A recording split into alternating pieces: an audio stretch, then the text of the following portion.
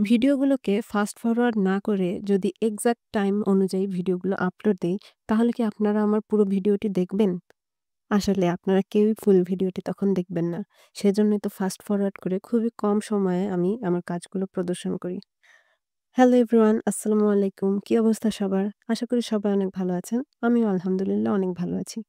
আজকে আমি যে পাঞ্জাবিটি করছি, সেটা আমি এডিট করার সময় দেখতে পেলাম খুবই কম সময়ে আমার ভিডিওটি শেষ হয়ে যায়। ১.৫ মিনিট। কিন্তু আসলেই কি এই কাজটি করার জন্য আমার ১.৫ মিনিট সময় লাগে?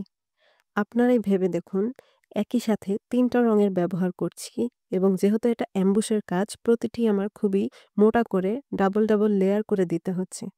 তাহলে কি এটা আসলেই ১.৫ মিনিটে কমপ্লিট করা সম্ভব? আমার কিছু ফ্রেন্ডস অ্যান্ড পরিচিত মানুষজন আছে, যারা মনে করে আমি কাজ করতে বসলেই মনে হয় কাজগুলো খুব দ্রুত শেষ হয়ে যায়। আসলেই কি এত দ্রুত শেষ হয়ে যায়?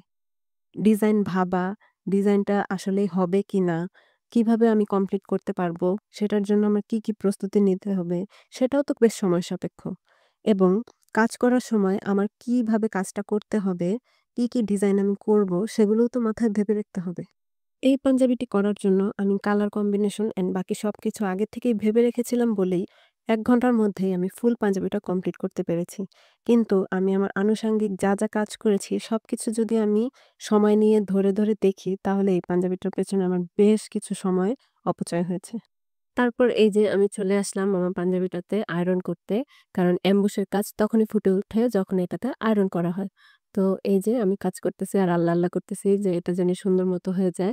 কারণ এটা আমার অ্যাম্বুশের 2nd কাজ। তো আমি এখনো প্রফেশনাল হই নাই এই কাজটাতে। তো অনেক ভয়ে ছিলাম হবে কি হবে না। তারপর দেখলাম না, আল্লাহর রহমতে আমার কাজটা বেশ ভালো হয়েছে। আর আমার একদম মন মতো হয়েছে। আপনাদের কাছে আমার এই পাঞ্জাবিটা কেমন লাগছে অবশ্যই জানাবেন। আমি তো বেশ খুশি হয়েছি। আপনারাও জানাবেন, আপনাদের ওপিনিয়ন দিবেন।